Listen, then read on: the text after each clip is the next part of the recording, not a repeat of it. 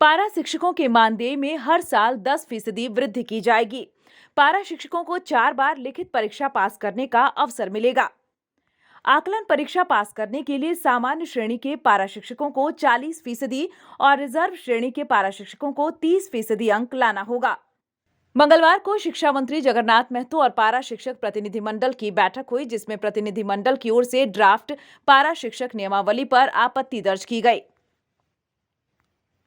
जिसमें यह भी बताया गया कि अनुकंपा देने पर सरकार विचार करेगी।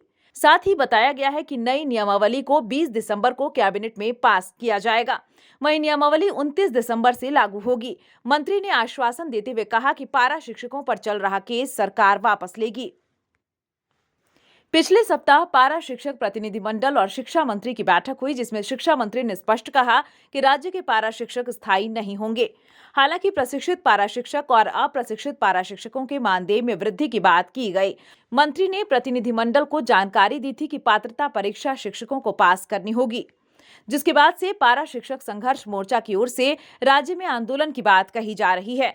इसके पूर्व अगस्त महीने में भी पारा शिक्षकों के साथ शिक्षा मंत्री की बैठक हुई थी, जिसमें उन्होंने शिक्षकों को आश्वासन देते हुए कहा था कि बिहार राज्य की तर्ज पर राज्य में नियमावली बनाई जाएगी।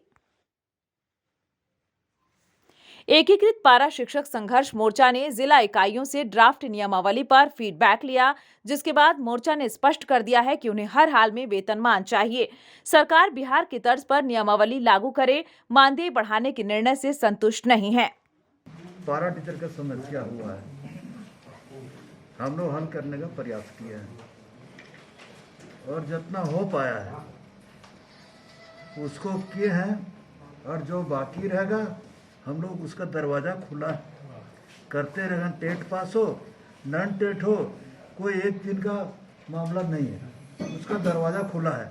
हम उस पर विचार करते रहेंगे, चाहे विधि विभाग हो, चाहे आप लोग जैसे सामाजिक कार्यकर्ता हो, सामाजिक लोग हो, विचार करते रहेंगे और विचार करके इन लोग का जो मूल मांग है हम लोग पहुँचने का कोशिश करेंगे। हम लोग मूल मांग जो मेरा था अस्थायीकरण हमको मिला है, अस्थायीकरण के बुनियाद पर भी हम लोग आगे वेतनमान की लड़ाई लड़ेंगे। सरकार से संघर्ष करके वेतनमान लेंगे और इसी सरकार से लेंगे। हम सरकार के आभारी है कि आज आपने हमारा जीवन को सुरक्षित कर दिया है। जो सरकार कहती थी कि कल हटा देंगे, परसों हटा देंगे, वो अब सरकार नहीं कर सकी कि हम आपको हटा देंगे।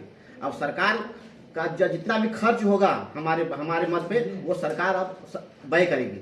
और इसलिए तमाम राज्य के पास खुशी का दिन आज है कि माननीय मंत्री जी ने हम सबको आश्वस्त कर दिया कि कोई भी आपको हटाएगा नहीं, अब कोई भी नियम आपको हटाने वाला नहीं आएगा। इसलिए आज का दिन हमको अस्थायीकरण मिला है। न्यूज विंग के लिए रांची से संध्या की report. Giridih is a small place, and we have like very less facilities in terms of education and this kind of infrastructure.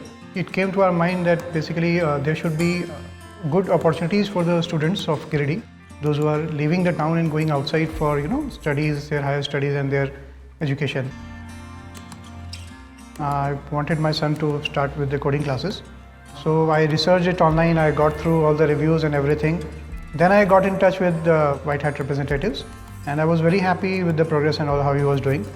So then I thought that why not to implement it in our school so that all the students are able to learn this thing. I started coding because we can make our thoughts real. We can interact with the computer. White Hat Junior is helping me to create a web browser. And I think on this part, White Hat is actually leading, on this coding platform. It is definitely a very good platform and one should implement in every school.